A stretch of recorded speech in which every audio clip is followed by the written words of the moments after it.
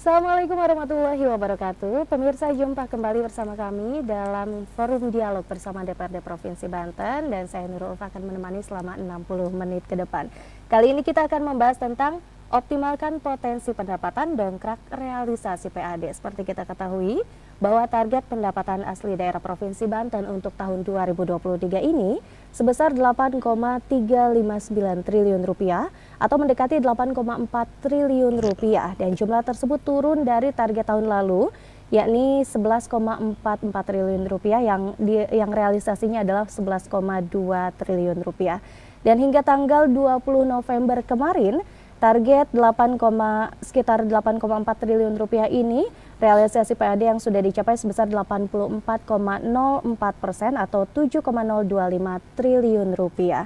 Waktunya tidak banyak untuk mengejar target tersebut. Kira-kira terkejar atau tidak dan strategi apa yang digunakan atau dilakukan oleh Pemprov untuk mendongkrak PAD demi realisasi PAD yang tinggi untuk pembangunan daerah begitu. Bersama saya telah hadir di studio kita 3 narasumber yang luar biasa. Langsung saja kita sapa, ada anggota Komisi 3 DPRD Provinsi Banten dari fraksi Partai Golkar, Bapak Haji Muhsinin SE, MSI. Assalamualaikum Bapak. Waalaikumsalam warahmatullahi wabarakatuh. Ya, bagaimana kabarnya hari ini? Alhamdulillah Mbak Nurul, Tetap baik, sehat ya Pak ya, dan tetap semangat. Sehat itu kunci hidup. Ya, Masya Allah. Kalau nggak sehat nggak bisa hadir. Ini kayaknya di parlemen jadi anggota dewan, di luar jadi Ustadz atau Kiai nih Pak ya. Iyalah. Oke, dan selain Pak Muhsinin ada juga Bapak Dr. Andes Denny Hermawan MSI, Kepala Bapenda Provinsi Banten. Assalamualaikum Bapak. Waalaikumsalam warahmatullahi wabarakatuh. Ya, bagaimana kabarnya Pak hari Alhamdulillah, ini? sehat. Sehat dan tetap semangat tentunya Pak ya. Pastinya semangat. Meningkatkan dan menjalankan kinerja demi pembangunan daerah Banten Harus yang semangat. lebih maju. Oke. Ya. Dan selain ada 2 narasumber kita, ada juga satu lagi nih, mungkin ini tidak asing lagi untuk audiens mahasiswa yang hadir pada kesempatan hari ini. Bapak Eko Supriyatno MSI MPD, tokoh masyarakat Banten sekaligus akademisi. Assalamualaikum Pak Eko. Ya, sehat Pak? Sehat. Ya, siap masuk Pak Eko ya. Oke, kita akan berbincang mengenai optimalkan potensi pendapatan dongkrak realisasi PAD. Dan di studio kami juga telah hadir narasumber, audiens yang luar biasa dari kalangan mahasiswa. Tepuk tangan untuk mahasiswa yang hadir pada kesempatan hari ini. Dari Untirta, dari UIN, kemudian dari mana lagi, Prima Graha dan Unimba ya, Universitas Bina Bangsa. Oke, mudah-mudahan bisa mengikuti forum dialog hari ini dengan hikmat, dan tentu saja nanti kita akan beri kesempatan mahasiswa untuk berinteraksi langsung dengan ketiga narasumber kita yang luar biasa. Oke, untuk mengawali forum dialog kita hari ini, saya ingin bertanya mungkin ke Pak Denny dulu ya Pak ya, ini mengenai potensi pendapatan atau realisasi pendapatan asli daerah Provinsi Banten tahun 2023. Nih, seperti apa sih Pak realisasinya dan sektor mana yang menjadi penyumbang PAD terbesar tahun ini Pak?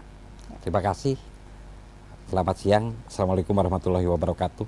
Pada pemirsa televisi yang saya hormati, dapat saya informasikan kepada kita semua bahwa bicara APBD Provinsi Banten, pendapatan Provinsi Banten ini direncanakan di sekitar 12 triliun untuk pendapatan. Dan PAD-nya kita di 8, sekian 4 triliun. Dari struktur APBD yang ada, PAD kita masih didominasi oleh 5 mata pajak yang ada di dalamnya yang menjadi kewenangan mata pajak provinsi. Ada PKB, ada BBNKB, ada pajak bahan bakar kendaraan bermotor, ada pajak air permukaan, ada pajak rokok. Dari 5 mata pajak ini, hampir bisa dipastikan APBD kita ini ditopang hampir 73%. Ya, kekuatan 5 mata pajak itu, terutama untuk PKB dan BBNKB. Yang lain mendukung, support, tetapi tetap andalan kita pada PKB dan BBNKB ditambah dengan retribusi daerah, pendapatan lain-lain yang sah dan lain-lain. Jadi PAD kita saat ini memang dikatakan sebagai provinsi yang kemandirian fiskalnya terbaik seluruh Indonesia. kemandirian fiskal kita di 74%. Artinya PAD-nya memang sudah bisa menopang, yang lainnya supporting. Oke. Banyak provinsi lain, banyak kabupaten kota yang masih mengandalkan pada pendapatan transfer dan lain-lain. Alhamdulillah Provinsi Banten berkat seluruh masyarakatnya taat bayar pajak dan lain-lain, kemandirian fiskal kita di posisi 74% dan mendapatkan penghargaan kemarin dari pemerintah pusat terhadap keberhasilan ini. Seperti itu. Oke, jadi ada 5 mata pajak tadi yang mendukung atau menjadi sumber terbesar PAD begitu ya. Salah satunya adalah pajak kendaraan bermotor gitu ya Pak ya. Oke, sudah bayar pajak belum nih pemirsa di rumah? Jangan lupa untuk bayar pajak kendaraan bermotornya. Oke, nah tanggapannya nih Pak Musini dengan yang disampaikan tadi oleh Pak Denny, apakah peran Dewan dalam peningkatan PAD ini hanya sekedar regulasi saja atau pengawasan saja atau seperti apa Pak? Baik, pemirsa, adik-adik mahasiswa, perlu kita diketahui bahwa PAD sangat penting karena rohnya Provinsi Banten ada di Bapenda penghasilannya. Karena prioritasnya kan adanya di pajak kendaraan bermotor yang Mbak Nurul sampaikan. Perlu diketahui bahwa ini sudah berumur 23 tahun lebih, 1 bulan lebih. Umurnya sudah pemerintah. Dengan luas dari 8 kabupaten kota Provinsi Banten 9.663 km persegi dengan jumlah penduduknya sudah meningkatnya luar biasa. Dari awal pembentukan hanya 7 juta jiwa. Sekarang sudah hampir 12 juta jiwa penduduknya. Kan? Dari 8 kabupaten kota dengan 155 kecamatan dan kelurahan 314, desa 1238. Jadi jumlah kelurahan dan desa berjumlah 1552 kelurahan dan desa, supaya tahu masyarakat gitu bahwa luas Provinsi Banten luas. Tapi kalah PAD-nya dengan DKI. DKI sudah mencapai 86 triliun, bayangkan. Gaji dewannya juga luar biasa kan gitu. Kalau yang berkaitan dengan PAD ini, saya selaku mitra kerja daripada Bapenda ini penting sekali. Karena kalau tidak ada pendapatan, tidak bisa belanja. Betul. Bagaimana kita untuk menggaji honor-honorer, untuk infrastruktur, untuk pendidikan dan kesehatan itu prioritas kan. Skala nasional, progres daripada belanja itu dari 3 unsur ini kan yang terpenting. Ya, oleh karena itu kami menghimbau kepada masyarakat, karena masyarakat jangan sampai menuntut haknya saja. Betul. Kan hak pembangunan itu haknya masyarakat. Jadi kewajiban itu sangat penting. Ya Pak Eko, karena tanpa ditunjang kewajiban, yaitu ya tidak akan terwujud harapan masyarakat. Menuntut jalan supaya beres, menuntut pendidikan supaya ada peningkatan, kesehatan harus bebaskan, segala macam kan. Ya itu kewajiban terutama yang penting itu. Jangan sampai nunggak aja kan. Tidak hanya teriak-teriak nuntut pembangunan jalan ini itu dan sebagainya, tapi juga harus itu pun tertib pajak. Saya juga sama. Mohon maaf, jadi contoh anggota dewan. Jangan sampai pejabat anggota dewan, wakil rakyat, motornya nggak bayar pajak, telat. Mobilnya juga mobil banyak tapi telat bayar pajak semua. Itu berarti ilmu lilin. Bener nggak? Ilmu lilin ngajarin orang lain, diri sendiri kebakar. Itu nggak boleh. Mohon maaf pada rekan-rekan anggota dewan. Kitanya harus ngasih contoh kepada masyarakat. Harus tepat waktu untuk bayar pajak. Bener nggak Pak Eko? Pak Eko itu bagian wakil saya kan.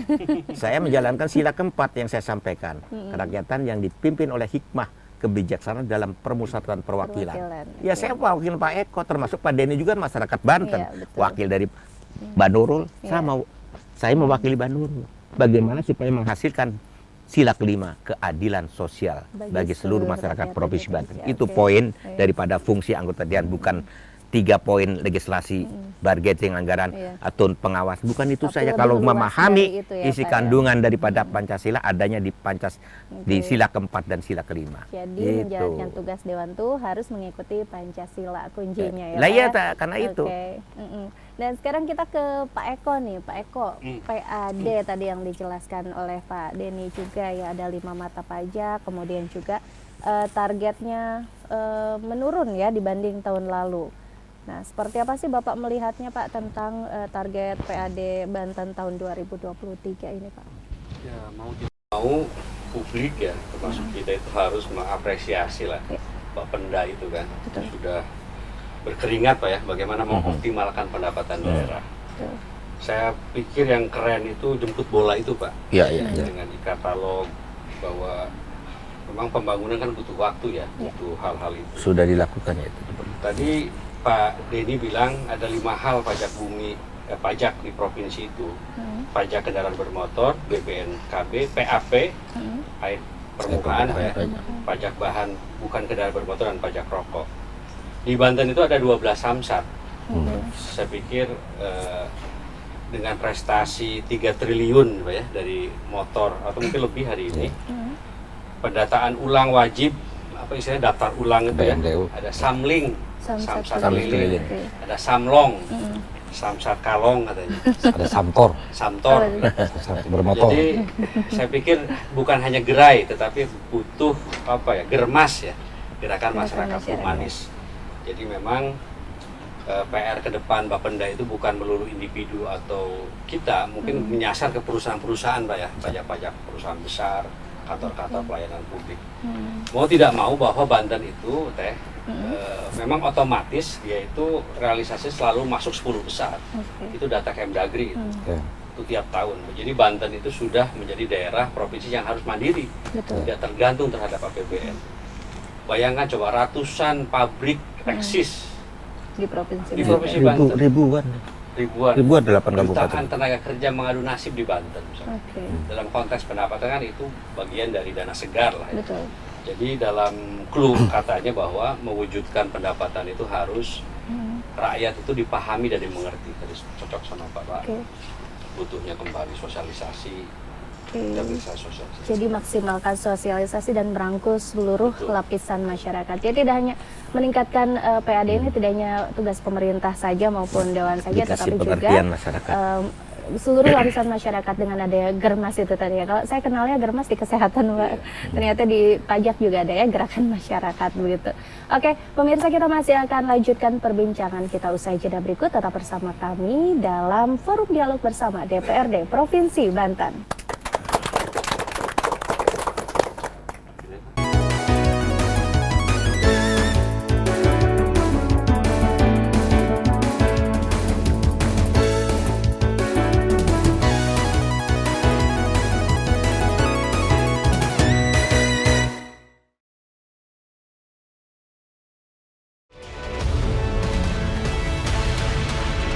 Merangkum berita dari seluruh Nusantara, menyuguhkan peristiwa dari beragam sudut pandang. Program yang mencoba melihat Indonesia yang sesungguhnya. Nusantara Kini hadir setiap hari di JPM TV.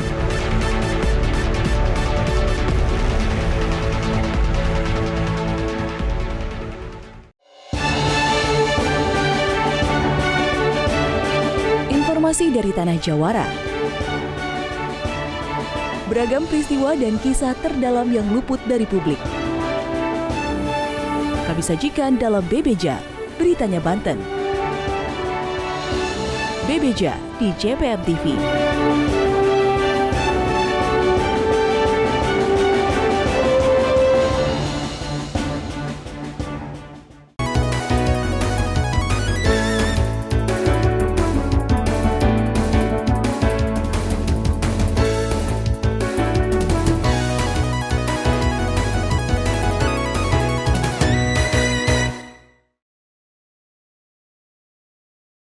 Pemirsa, kembali lagi dalam Forum Dialog bersama DPRD Provinsi Banten dan masih dengan 3 narasumber kita yang luar biasa. Tepuk tangan untuk ketiga narasumber kita. Oke, saya kembali ingin ke Pak Denny nih mengenai target PAD tahun 2023 ini yang sebesar hampir 8,4 triliun rupiah ya Pak ya, hingga 20 November lalu. Nah, realisasinya mencapai 84,4% atau sekitar 7,025 triliun rupiah. Tinggal ada waktu 1 bulan lagi nih Pak untuk memenuhi sekitar 15% lagi ya untuk mencapai target penuh di akhir tahun 2023 ini. Kira-kira optimis tidak Pak bisa tercapai, dan ada kiat apa yang dilakukan Bapenda deh selain jemput bola untuk pajak-pajak tadi Pak? Baik, terima kasih. Langkah-langkah strategis yang kita lakukan dalam rangka pencapaian target tersebut tentu tidak terlepas dari dua hal, intensifikasi, ekstensifikasi. Kemudian di lapangan kami satu komando dengan nama kegiatan yang ada pada kami namanya Garma, bukan Germas. Garma itu gerakan bersama.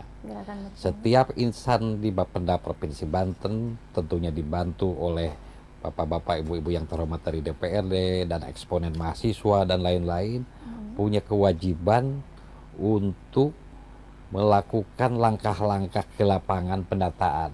Jadi kami di Samsat ini tidak nunggu warung. Nunggu warung ada teman-teman yang melayani, tetapi sisanya teman-teman ke lapangan, KBMDU, mendata, mengingatkan masyarakat, melakukan sosialisasi. Kemudian kami juga melakukan terobosan-terobosan kegiatan dengan menyiapkan ada kurang lebih 60 gerai. Kita juga ada Samtor, Samsat bermotor. Ada dengan melakukan upaya-upaya terintegrasi dengan tim pembina Samsat, mengadakan razia patuh kendaraan dan patuh bayar pajak. Di lapangan juga kami melakukan inovasi-inovasi seperti kami datang ke perusahaan, bekerja sama dengan koperasi karyawan. Saat ini kita mengenal kalau karyawan akan bayar pajak suka minta izinnya 1 hari atau setengah hari, padahal butuh waktunya 1 jam gitu kan. Kami datang saat ini ke perusahaan tersebut. Kami bekerja sama dengan koperasinya. Kalau yang punya rezeki bisa langsung bayar, tapi yang belum punya rezeki dibayar dulu sama koperasi. Jadi koperasinya bisa sama-sama hidup. Masyarakat juga bisa membayar pajak tepat waktu, kemudian pemerintah juga dapat terbayarkan pajaknya. Inovasi lain kita juga ada kanal-kanal sesuai dengan saat ini teknologi informasi semakin berkembang. Samsat kami sudah gencarkan itu Samsat, dan saat ini hasil Samsat itu juga cukup signifikan. Sampai saat ini sudah lebih dari 600 miliar Pak Ketua yang sudah diperoleh melalui Samsat, melalui kanal-kanal pembayaran, melalui kris, melalui edisi dan lain-lain kita siapkan, terutama masyarakat perkotaan. Pembayaran secara digital ini sudah kita buka kanal-kanalnya. Saat ini juga kita bekerja sama dengan provider-provider terkait dengan digitalisasi. Kita bekerja sama dengan Signal, sistem digital nasional Samsat. Ini masyarakat sekarang dengan genggaman di HP-nya masing-masing bisa membayar pajak. Tidak usah jauh-jauh kemana-mana, secara digital juga bisa langsung dalam genggamannya bisa dilayani itu bayar pajak. Jadi kami yakin bagaimana usaha-usaha kami, bismillah, apa yang ditargetkan kepada kami untuk mencapai target tersebut bisa tercapai. Dapat kami sampaikan per hari ini posisi kami sudah 94%. Jadi kalau ada sisa waktu ke depan, izin barangkali tinggal pelampuan Pak. Tinggal pelampuan jadi tercapai. Tinggal pelampuan, jadi PKB kita sudah 90%, BBNKB kita sudah 93%, AP kita sudah 90%, retribusi sudah 90%. Itu tentu dari masyarakat, dibantu oleh seluruh anggota DPRD, dibantu oleh eksponen-eksponen masyarakat. Kami juga berkunjung ke kampus-kampus, ke Untirta, ke Unma, ke Unbaja, kemana-mana untuk melakukan sosialisasi bersama dengan Bapak Ibu anggota Dewan, bersama tokoh-tokoh masyarakat. Karena memang kami sadar bahwa diseminasi terkait dengan perpajakan ini tidak semuanya terpanggil untuk itu. Butuh upaya-upaya melakukan terobosan-terobosan. Di antaranya itu yang kami lakukan.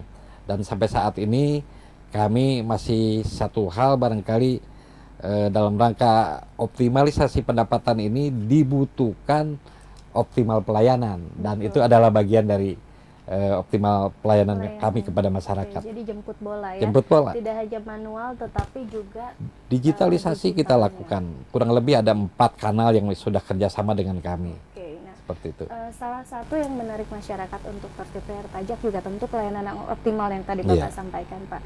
Mungkin Pak Muslimin bisa memberikan tanggapan mengenai pelayanan perpajakan atau pendapatan daerah begitu ya, salah satunya sektor pajak daerah begitu. Seperti Baik, apa, Pak? baik Pak Nurul, terima kasih. Jadi selama saya bermitra, kami ini dari Komisi 3 bermitra dengan Pak Denny selaku Kepala Dinas Pendaya Pendapatan Daerah Provinsi Banten, banyak terobosan-terobosan yang dilakukan oleh beliau. Jadi bukan saja dengan melakukan razia, ya, jemput bola sudah dilakukan, adanya pelayanan keliling di masing-masing kecamatan dengan pelayanan keliling dengan mobil itu sudah dilakukan. Makanya ke depan untuk peningkatan daripada pendapatan ini bisa dilakukan KSO, Pak, kerjasama operasional dengan lembaga-lembaga desa. Ya. Saya waktu kunjungan kerja ada di sebuah kabupaten, kalau lupa kabupaten, sudah dilakukan itu. Apakah dengan Karang Taruna, apakah pokoknya ada lembaga desa aja gitu, supaya itu bisa menerima pembayaran pajak gitu, kerjasama dengan Memudahkan masyarakat. memudahkan gitu. Jangan sampai ini tadinya draft raperda pajak daerah ini ya, yang 12 titik itu, gandum itu almarhum, yang naskah yang membuat naskah ini saya tolak kan. Saya menentangkan akan disempitkan dari 12 titik menjadi 4. Dari rasio dari mana kata saya? Yang ini akan mempersulit pelayanan kan itu, bukan memudahkan. Benar nggak? Harusnya ditambah-tambahin gerai-gerai itu kan. Ini mau dipersempit dari 12 titik dari 8 kabupaten kota ini akan dipersempit menjadi, saya tolak dari fraksi Golkar satu-satunya yang menolak raperda itu, dan akan dijadikan satu Bapenda dengan DPKD. DPKD ngurusin keuangan dan aset aja juga kesulitan, kepusingan, apalagi mau ngurusin pendapatan. Kan itu saya salah satu juga yang menolak itu.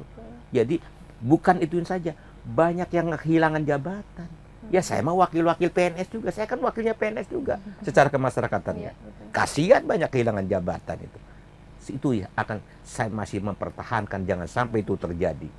Ingat bahwa itu buatan manusia, itu bukan Quran dan bukan hadis. Benar nggak Pak Eko? Bisa direvisi, bisa karena yang dibuat manusia. Siapa yang mau bisa merubah-rubah Quran dan hadis? Jangan gegabah untuk begini. Ya, supaya bagaimana tujuan mendapatkan sebanyak-banyaknya tercapai.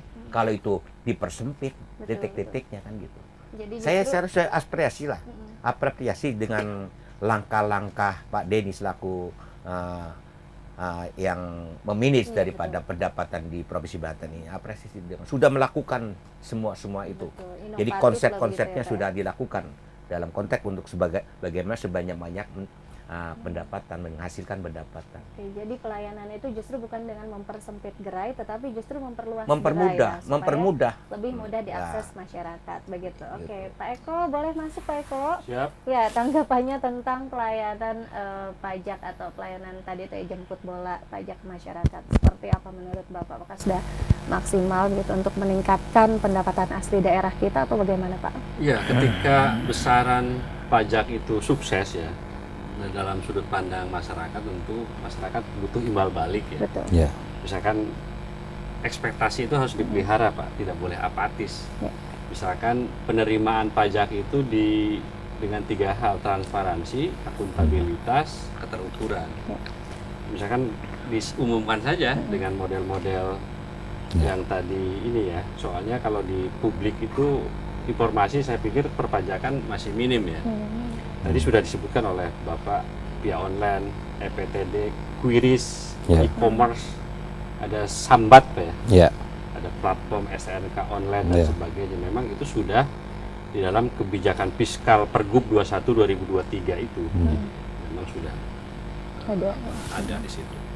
Oke, jadi sudah lebih ke platform digital ya, lebih banyak ke platform digital karena memang sekarang eranya sudah bukan 4 lagi, 5.0 ya, malah ya sudah berjalan begitu.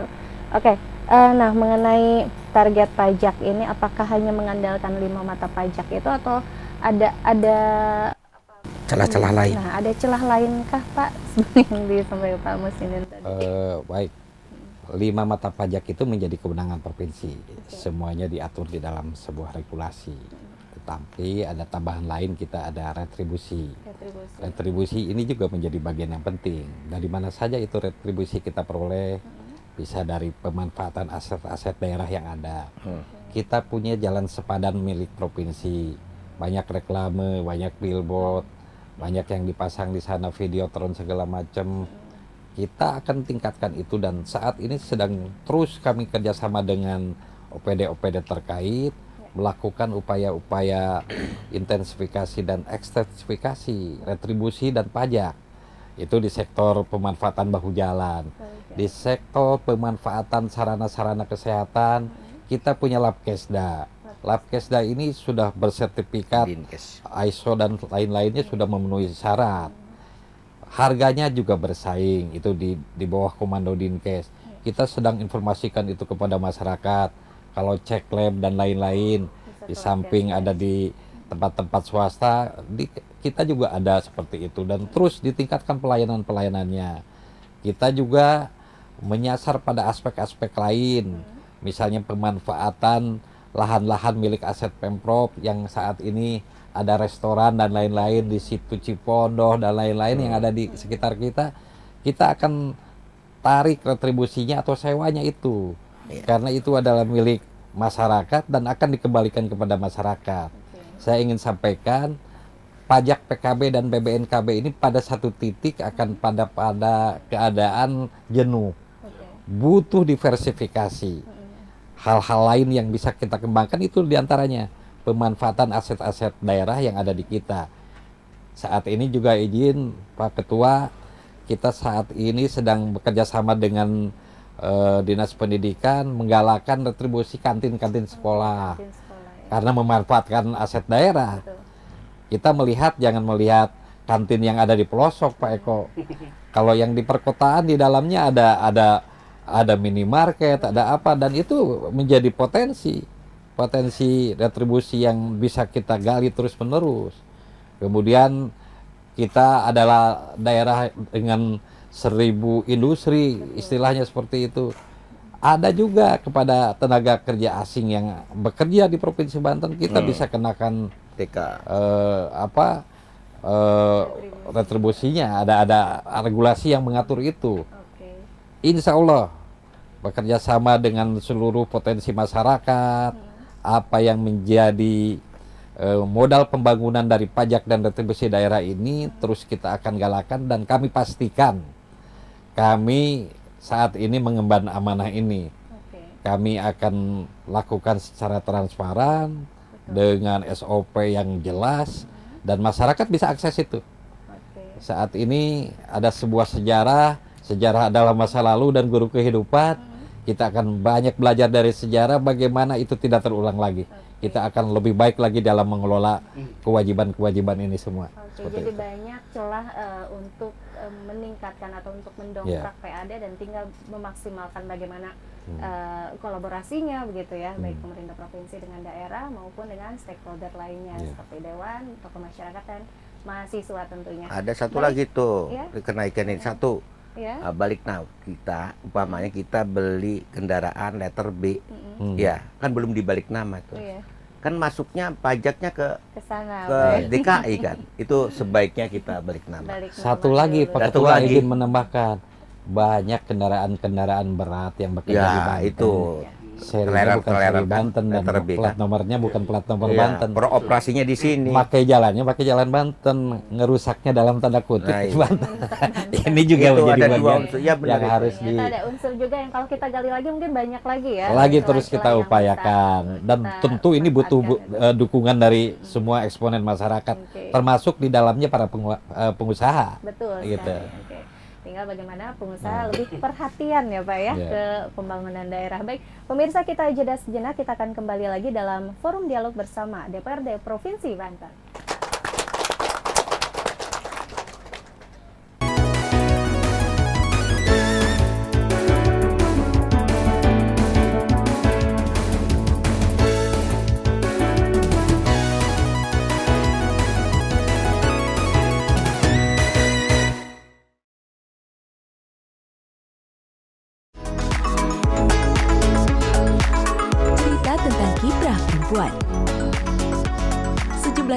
perempuan juga dikupas tuntas. Mulai tentang pendidikan, karir, finansial, kecantikan, kesehatan hingga keluarga. Bersama Untuk Perempuan di JPM TV.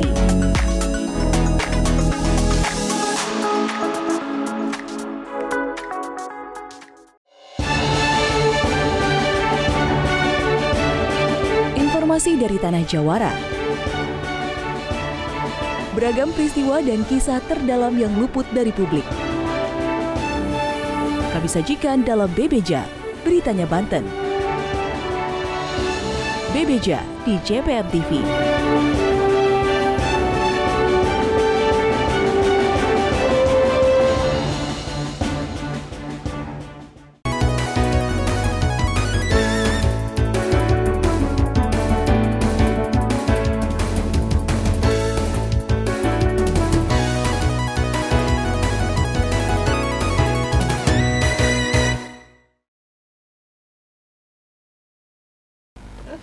Ya pemirsa, kembali lagi dalam forum dialog bersama DPRD Provinsi Banten. Terakhir ini. Kita masuk ke segmen ketiga. Di sini saya mungkin kembali lagi ke Pak Denny ya, masih bicara tentang target PAD. Tapi kita mundur nih ke tahun 2022. Target dari 11,4 triliun rupiah ya terrealisasi. Tipis sebetulnya Pak ya, 11,20 triliun rupiah. Nah, kira-kira apa yang menjadi kendala Pak target tersebut tidak tercapai padahal tipis gitu? Jadi begini, sebuah prestasi itu tidak diukur dari kenaikan target melulu. Ada hal-hal lain yang harus kita pertimbangkan secara matang. Tadi disampaikan oleh Pak Ketua, ketika kita menentukan target atau pencapaian target, tentu harus kita hitung secara matang, kita petakan bagaimana kondisi ekonomi, LPE-nya, bagaimana situasi keamanan, kemudian situasi perekonomian kita dan lain-lain. Kenapa ada penurunan pencapaian dari apa yang pernah dilakukan? Ini adalah bagian dari situasi ketika kita 3 tahun COVID dan lain-lain gitu kan. Sedikit banyak ini membuat masyarakat melakukan langkah-langkah pemikiran untuk safety. Banyak orang yang punya duit, tetapi saat ini berpikir untuk tidak beli kendaraan. Banyak orang yang punya duit saat ini lebih banyak prioritas untuk anak sekolah, untuk keamanan keluarganya dan lain-lain. Tentu ini harus pahami dan kita potret betul itu. Kita ingin pastikan bahwa sebuah keberhasilan itu bukan naik terus pada posisi target dan lain-lain. Tetapi kami akan jaga betul bahwa kami tidak ingin menjadi bagian yang menjadikan persoalan ke depan belanja yang tidak bisa terbayarkan dan lain-lain. Tentu kami akan petakan ini bekerja sama dengan DPR, saran masukan dari DPRD, bahwa pemetaan ini kami lakukan tidak dengan DPRD saja, dengan akademisi, dengan para praktisi. Kita dengan Gaikindo nanya bagaimana tren pembelian mobil ke depan. Tumbuhnya 1,9. Artinya ketika pertumbuhan 1,9, ini juga kita harus berhitung masyarakat yang ada di Provinsi Banten yang 12 juta sekian, tentu daya belinya juga tidak lebih dari angka segitu. Kita hitung banget itu. Dan kami ingin pastikan bersama DPRD bahwa pemetaan potensi ini adalah potensi yang terukur, yang betul-betul bisa kita yakini dicapai. Jangan sampai kita melonjak ke atas tetapi tidak tercapai, akan ada beban belanja yang harus menjadi merusak pada ritme pembangunan kita gitu kan. Harus terukur. Yang terukur seperti itu. Jadi estimasinya disesuaikan, ukurannya harus tepat ya supaya bisa tercapai. Dari berbagai sisi kita analisa itu. Dan keberhasilan tadi yang saya petik poinnya adalah keberhasilan tidak dilihat dari angka Pak ya. Jadi tidak seberapa besar angka tetapi capaiannya begitu. Oke, dan mungkin saya ke Pak Musinin ya. Saya ingin bertanya tentang untuk target tahun lalu nih. Kan ada catatan dari DPRD Provinsi Banten pada pemerintah Provinsi Banten terkait dengan realisasi PAD ya yang mungkin belum tercapai pada saat itu gitu. Nah, belajar dari pengalaman tersebut ada saran tidak sih Pak atau kiat-kiat apa mungkin dari Dewan agar agar target tahun ini Nggak seperti tahun lalu. target Ya. malah ya melampaui batas target maksimal gitu ya. Ya kalau melampaui itu yang diharapkan minimalnya artinya tercapai Tercapai. targetnya gitu. Ya tadi itu udah saya tadi sudah menyampaikan banyak orang Banten beli mobil, mayoritas saya termasuk kan akan saya balik nama nih. Iya. Nah, cuma satu letter B. Betul. Kan pajaknya masuk ke DKI. Oleh karena itu kita sering sosialisasi dilakukan oleh Pak Denny, cara Pak Benda itu melakukan sosialisasi kepada masyarakat supaya cepat dibalik nama. Karena rugi itu kan masyarakatnya. Iya. Iya belanjanya untuk DKI masalahnya hasil itu. Yang keduanya benar yang dikatakan Pak Denny itu pun sering kita di rakor rapat koordinasi dengan DPRI dan Bapenda. Kita ini banyak pengusaha dari DKI ke Banten, ke kabupaten kota kan, mobil traler kan, Iya. usahanya di sini merusak, mohon secara ekstrimnya merusak jalan juga kan, mobil besar-besar, letternya B, nggak bisa dipungut pajak. Bagaimana cari solusi itu supaya dia kena pajaknya kan gitu. Ya kan gitu. Ya, cari solusi memang harus punya solusi yang tepat ya kan gitu. Takutnya kita kena juga kan karena letter B kan gitu. Itu karena kan merugikan kita. Minimalnya berapa persen lah kan gitu. Ada aturan main, terobosan. Betul. Ya mungkin Perbub apa namanya. Ya peraturan gubernur apa namanya itu. Yang penting ada dasar. Pak Denny itu anak buahnya menagih kepada si pengusaha itu. Itu barangkali untuk strategi untuk meningkatkan daripada potensi pajak yang ada di daerah. Jangan sampai asal-asalan tidak ada konsep terus memaksakan untuk menaikkan pajak. Ya tadi yang dikatakan Pak Kades, ini nanti merusak belanja nantinya. Siapa yang bertanggung jawab kalau kita sekonyong-konyong bisanya untuk menaikkan pajak tapi tidak ada solusi. Harus ada solusi dong. Kita usul tapi harus ada solusinya, dikasih tahu apa solusinya. Jangan ini mah kita mengusulkan ke anggota dewan harus menaikkan segini tapi tidak cari solusi. Ya coba tolong solusinya apa untuk menaikkan itu. Harus tepat estimasinya, harus tepat. Kalau estimasinya nggak tepat, kenaikan itu bahaya. Untuk tidak tercapai. Iya bahaya, siapa yang bertanggung jawab?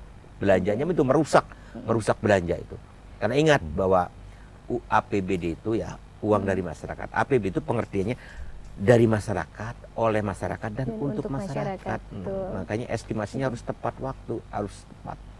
Ya, Isti Solo dari tahun ke tahun saya yakin selama ini Pak Denny ini saya yakin sesuai artinya target estimasinya sudah, saya yakin tercapai lah. Gitu. Kalau dilihat dari tadi per hari ini 94%. Iya udah luar biasa kan. Sudah tinggal. Ada timing 2 bulan. Iya, berarti sudah tinggal sedikit lagi tercapai ya Pak ya. Insya Allah tercapai di akhir 2023 ini. Nah saya ke Pak Eko sekarang Pak. Masih kaitannya dengan adanya penurunan target PAD dari 2022 ke 2023 dari 11,44%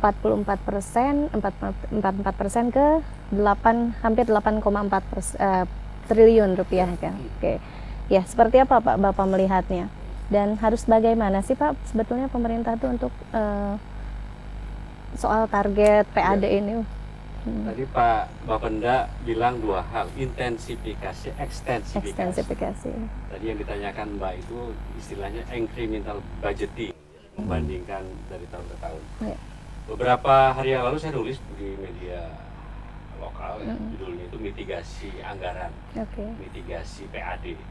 Kan ngeri ya, biasanya kalau mitigasi kan bencana. Ini memang butuh apa ya, butuh kewaspadaan tinggi. Misalnya gini teh, Pemprov, pemerintah atau Pemda itu biasanya mayoritas ya, hidupnya itu bergantung terhadap bantuan transfer. Misalkan dari DAU, dari DAK, dari DPH, DID ya, dan lain-lain. Hampir setiap tahun Pemda itu galau dan dia dilema nyusun anggaran itu, jumlah PAD minim misalkan, rencana belanja membengkak. Jadi DAK kecil. Mengapa? Ya, DAK kecil. Pertanyaannya mengapa? 3 hal. Pertama, banyak Pemda menggunakan incremental budgeting tadi. Jadi data-data dari tahun ke tahun ya. Padahal kebutuhan naik, pendapatan nggak naik, defisit tinggi misalkan. Terus yang kedua, daerah itu selalu direpotkan oleh belanja rutin pegawai. Data Kementerian Keuangan kan 50%, hampir ya, semua Pemda itu. Dan yang ketiga, APBD itu politik anggaran. Di situ banyak kepentingan-kepentingan ya. Jadi belanja modal yang seharusnya dijadikan ini terabaikan kan. Itu sebuah tragedi stagnan APBD. Jadi APBD hanya formalitas rutin, tidak ada hasil yang tak jelas.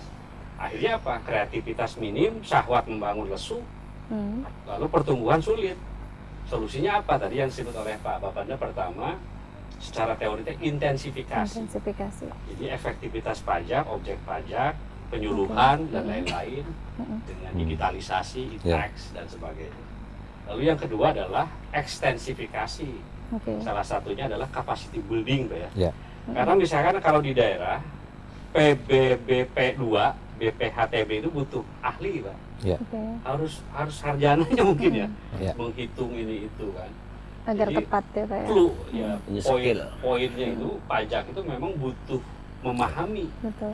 Jadi tadi itu lagi dan lagi edukasi. Oke, jadi ternyata anggaran juga butuh dimitigasi ya Pak ya. Betul.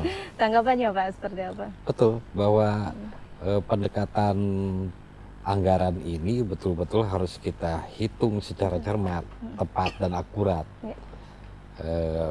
Kami tentu sangat yakin apa yang menjadi persoalan di masyarakat akan masuk pada beliau-beliau yang terhormat dan disampaikan kepada kami. Tapi kita betul-betul harus memastikan kesediaan anggaran ini sampai sejauh mana bisa kita capai. Tadi saya menyatakan bahwa jangan menjadi sebuah persoalan beban belanja kemudian hari. Kemudian saya ingin sampaikan bahwa kalau istilah di rumah tangga, kepala rumah tangga punya uang 1 juta, istri dan anaknya belanjanya juga menyesuaikan 1 juta ke bawah, jangan kemampuan 1 juta tetapi belanja kita 15 juta, yang ada tekor, kasohor begitu. Ini harus kita pastikan seperti itu, bahwa ke depan kita hitung secara detail, rinci, dengan betul-betul penuh perhitungan seperti itu. Jadi memang harus mengukur ya, target itu mengukur juga dengan kebutuhan belanja daerah gitu. Betul. Termasuk belanja juga harus terukur, jangan sampai terjadi silva besar. Betul. Itu rugi kan. Harus diperhatikan. Jadi belanjakan, jangan sampai belanja pendapatan ditekan-tekan harus besar. Dinas, makanya dinas harus terukur, menganggarkan harus terukur ya, belanjanya itu. Jangan sampai dikasih 100 miliar ibaratnya misalnya, sisanya masih 10 miliaran, kan sayang kan? Harus dihabisin. Iya. Oke, jadi jangan bagaimana sampai ada asal prioritas menganggarkan, tekor asal kesohor begitu ya Pak, yang tadi Pak Denny sampaikan. Oke, semakin menarik perbincangan kita. Di segmen berikutnya kita akan undang audiens untuk bertanya. Tetap bersama kami dalam forum dialog bersama DPRD DPRD Provinsi Banten.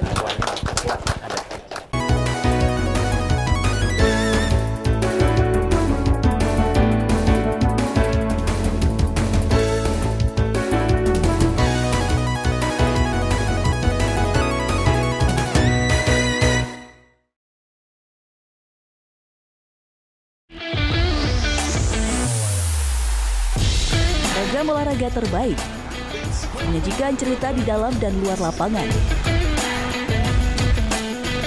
memacu adrenalin dan mengutamakan sportivitas, mendukung para pahlawan olahraga tanah air.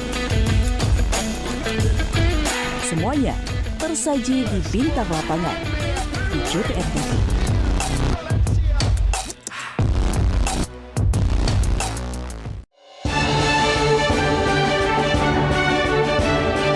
Informasi dari Tanah Jawara.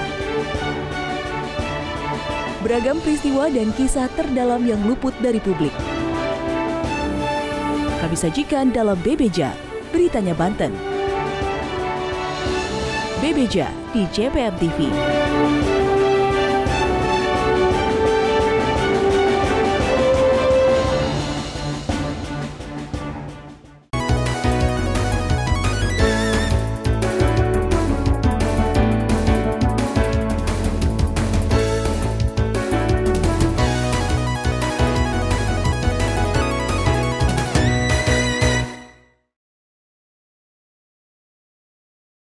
Pemirsa, terima kasih masih setia bersama kami dalam forum dialog bersama DPRD Provinsi Banten.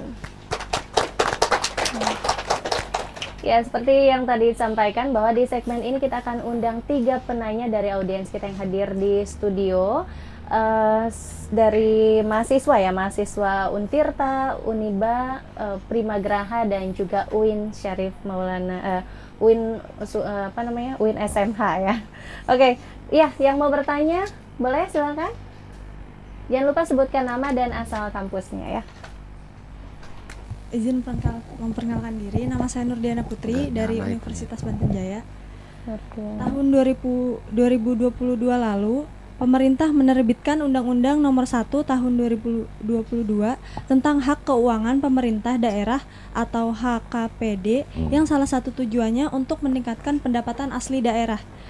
Pertanyaannya, bagaimana saran DPRD terhadap kinerja Pemprov Banten dengan adanya undang-undang tersebut? Terima kasih. Assalamualaikum warahmatullahi wabarakatuh. Waalaikumsalam. Perkenalkan, nama saya Irna Ismawati, saya dari Universitas Primagraha. Izin bertanya buat Bapak Eko sebagai tokoh masyarakat. Masih banyak masyarakat kita yang mempunyai keinginan mendapatkan fasilitas baik dari pemerintah, tetapi masih lalai dalam menjalankan kewajiban, terutama membayar pajak. Pertanyaannya, sebagai tokoh masyarakat, bagaimana caranya menyadarkan masyarakat dan meningkatkan kesadaran masyarakat agar taat membayar pajak? Terima kasih. Assalamualaikum warahmatullahi wabarakatuh. Waalaikumsalam warahmatullahi wabarakatuh. Izin memperkenalkan diri. Siap nama Raihan dari Universitas Primagraha. Izin bertanya, target dan realisasi pendapat asli daerah Provinsi Banten tahun 2023 ini turun dibandingkan tahun 2022. Apakah hal ini berdampak terhadap pembangunan di Provinsi Banten? Oke, sudah ada 3 pertanyaan yang kita catat di sini dari audiens kita yang hari ini sudah hadir. Ya, mungkin kita langsung ke pertanyaan pertama dari Nurdiana Putri ya, dari Uniba. Unbaja. Ini pertanyaannya ke Pak Muhsini nih, Pak. Ya. Tahun lalu menerbitkan Undang-Undang Nomor 1 Tahun 2022 tentang Hak Keuangan Pemerintah Daerah atau HKPD. Nah, yang salah satu tujuannya untuk meningkatkan PAD. Bagaimana saran dari Dewan Provinsi Banten, Pak? Baik undang-undang dan lain sebagainya. Kalau ini kan peraturan daerah berarti yang ditanyakan, dan undang ini ada turunannya pasti di daerah itu. Itu kan teori. Ya, oleh karena untuk meningkatkan daripada pendapatan yang ditanyakan ya. Dari undang-undang itu ya, ya dibutuhkan dari implementasinya. Itu. Karena itu bukan hanya teori. Ya, yang dibutuhkan implementasinya. Makanya sering kita rapat kerja, rapat koordinasi mengundang daripada penghasil pajak ini. Itu dilakukan per triwulan. Kita lakukan dengan dinas-dinas penghasil pajak. Komisi 3 akan melakukan gitu. Sudah sejauh mana melakukan daripada kiat-kiatnya untuk terobosan supaya pajak PAD ini kita meningkat. Sharing begitu ya, nah, kita punya mitra kerja. Kita sebagai fungsi controlling, fungsi pengawasan wajib untuk menanyakan kepada mitra kerja kita. Bukan Bapenda saja. Bapenda memang rohnya. Rohnya Provinsi Banten ada di Bapenda. Kalau nggak ada Bapenda nggak giat-giat, nggak semangat cari uangnya, waduh, belanja nggak bisa, tuntutan masyarakat nggak bisa tercapai kan gitu. Itu penting barangkali. Jadi memang kuncinya dari bagaimana kinerja Bapenda yang maksimal. Semua dinas yang penghasil pajak dan retribusi. Ya. Oke, itu tadi. Jadi ada kiat-kiatnya, memang salah satunya adalah semacam evaluasi gitu ya Pak ya? Mengevaluasi dengan dinas-dinas yang penghasil pajak begitu. Oke. Ya, termasuk sosialisasi itu kan. Sosialisasi juga. Lakukan sosialisasi kepada masyarakat, itu kan kiat-kiatnya. Betul. Itu menindaklanjuti daripada supaya tercapai daripada aturan undang-undang tadi itu. Jadi kiat-kiatnya tadi itu evaluasi, audiensi begitu ya, sharing Pak ya, sehingga rapat kerja dengan masing-masing dinas. Dengan masing-masing dinas sehingga bisa memaksimalkan penerapan dari Undang-Undang Nomor 1 Tahun 2022 tentang Hak Keuangan Pemerintah Daerah atau HKPD. Nah, sekarang kita lanjut ke pertanyaan yang kedua, ini dari Irna tadi ya dari Primagraha. Ini ditujukan ke tokoh masyarakat, Pak. Ya, masyarakat pengen dapat fasilitas baik, tetapi menjalankan kewajibannya saja belum maksimal gitu, gimana Pak? Tadi saya sebelum ke ini ada ketemu Bang Baso kan, Pak temanya apa? Tentang pajak. Dia nanya, kritis nanya. Emang Pak orang pajak bayar pajak? Lalu emang mereka kebal gitu. Untuk apa pajak itu Pak? Dia cerita kan. Saya tidak banyak bicara kan. Jadi begini, kemajuan sebuah daerah itu ciri khasnya adalah masyarakatnya bayar pajak. Sadar Bayar pajak. Pajak itu kan kewenangan negara memungut ya. Dan di situ ada partisipasi masyarakat. Nah, kalau kesadaran pajak itu sebenarnya dua hal. Pertama, pengetahuan. Yang kedua adalah persepsi tentang pajak itu.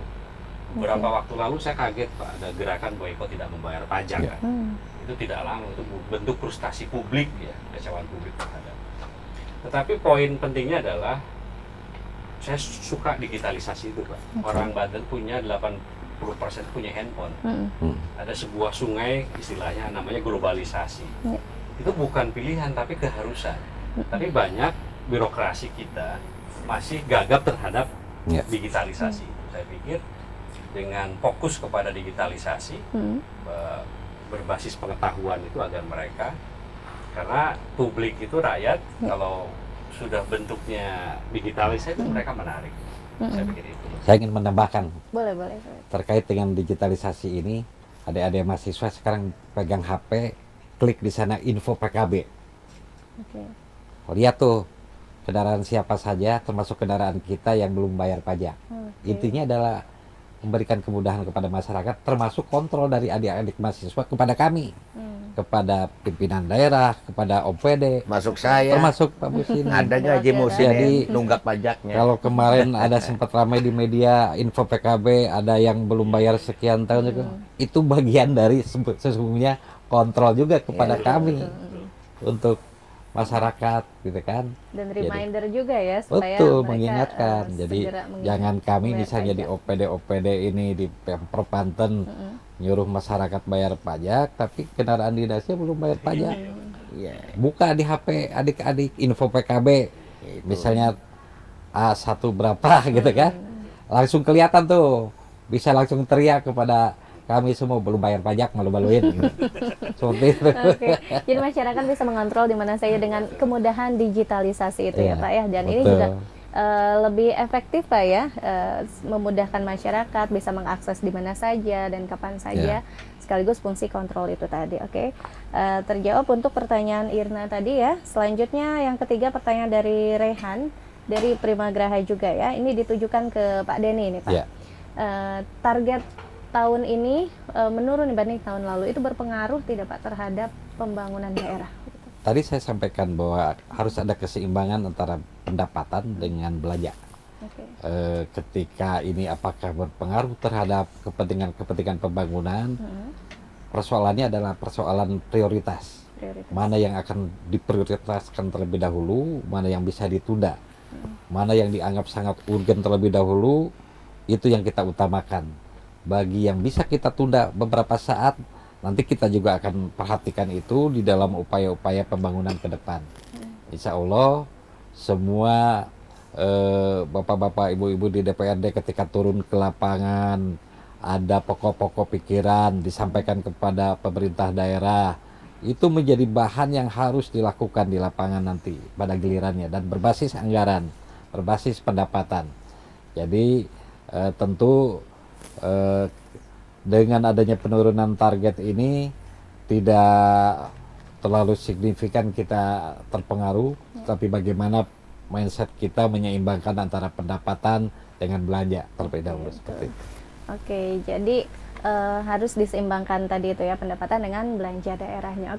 Sebelum kita tutup forum dialog kita kali ini, mungkin saya beri kesempatan ketiga narasumber untuk menyampaikan closing statement-nya, bisa berupa harapan atau imbauan kepada masyarakat terkait tema kita, mengoptimalkan potensi pendapatan, dongkrak realisasi PAD. Singkat saja mungkin dari Pak Musini, silakan. Ya, terima kasih. Kami mengimbau kepada seluruh masyarakat Provinsi Banten yang sudah dikenakan wajib pajak agar bayar pajak tepat pada waktunya, terutama kendaraan bermotor kan.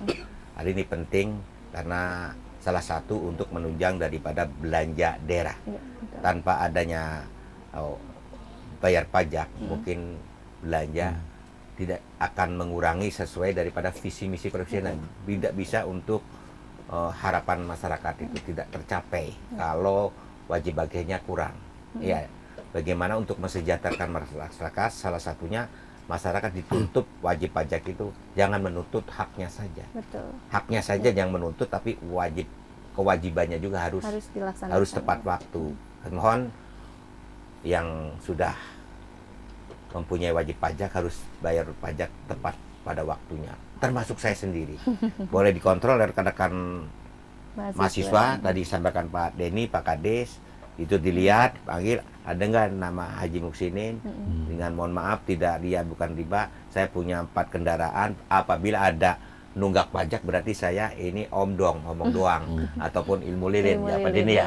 Insya Allah itu saya tepat waktu untuk bayar pajak, baik motornya gitu. Saya tepat waktu. Kalau nggak tepat waktu berarti saya tidak mencontohkan kepada masyarakatnya sendiri, kan gitu. Iya, terutama memang benar apa yang di sini. Ya pejabat-pejabat punya umpamanya A1, kalau memang tegur saja, lapor. Kalau nggak berani, lapor ke saya akan negor kepada PJ gubernurnya langsung. Bukan ke Pak Denny, ke PJ gubernurnya. Kalau sampai memang dilihat menunggak pajak, waduh ini bahaya. Jadi, ini masyarakat diberi contoh oleh tidak hanya oleh pejabat tetapi juga oleh wakil rakyatnya untuk tertib pajak. Terima kasih Pak Muksinin. Selanjutnya ke Pak Eko dulu mungkin ya, silakan Pak, closing statementnya. Kalau bicara pajak, saya teringat dengan adagium yang sangat terkenal. Dunia ini sesuatu yang tidak pasti. Yang pasti itu ada 2, kematian dan pajak. Kata Franklin. Jadi Banten menurut saya sudah menjadi daerah yang maju karena sudah bayar pajak. Tetapi sebagus apapun program perpajakan, pada akhirnya akan ditentukan oleh kapasitas, profesionalitas, integritas dari birokrasi pajak yang menjalankannya. Gitu. Jadi pajak itu termasuk ilmu pasti ya Pak ya, dan pasti harus dibayar begitu. Terakhir mungkin dari Pak Denny, silakan Pak, closing statementnya. Bagi kami di jajaran Bapeda, dalam rangka ini adalah optimal pendapatan, maksimal pelayanan bagi masyarakat. Pajak itu dari rakyat, bersama rakyat, dan untuk rakyat. Seperti itu. Dari rakyat, bersama rakyat, dan untuk rakyat, dan dikelola oleh pemerintah dalam bentuk, diberikan kepada masyarakat dalam bentuk pembangunan daerah. Dan mudah-mudahan dengan dialog kita kali ini juga bisa mengingatkan masyarakat betapa pentingnya untuk membayar pajak sekaligus untuk mendongkrak realisasi. Ini bagian dari sebagai sosial dialog ini. Betul sekali. Kayak ditayangkan di televisi kan. Sosialisasi kepada supaya masyarakat sadar pajak. Untuk sadar pajak dan sekaligus mendongkrak realisasi PAD. Demi mengoptimalkan potensi pendapatan juga tentunya dan memaksimalkan pembangunan daerah Provinsi Banten pada tahun 2023 ini hingga kedepannya nanti. Terima kasih sekali Pak Muksinin, Pak Denny, dan juga Pak Eko sudah berkenan hadir di studio kami. Sama-sama. Untuk sharing informasi mengenai pengoptimalan potensi pendapatan daerah untuk mendongkrak realisasi PAD. Dan juga terima kasih kepada mahasiswa, tadi mungkin ada yang belum disebutkan ya, ada mahasiswa dari Unbaja, kemudian juga dari Untirta, Primagraha, UIN, dan Uniba. Terima kasih sudah hadir di studio kami. Tepuk tangan untuk kita semua. Baik pemirsa, itu tadi perbincangan kita mengenai optimalkan potensi pendapatan, dongkrak realisasi PAD dalam forum dialog bersama DPRD Provinsi Banten. Kita jumpa lagi di episode berikutnya. Saya Nurul Ulfah pamit. Wassalamualaikum warahmatullahi wabarakatuh. Waalaikumsalam warahmatullahi wabarakatuh.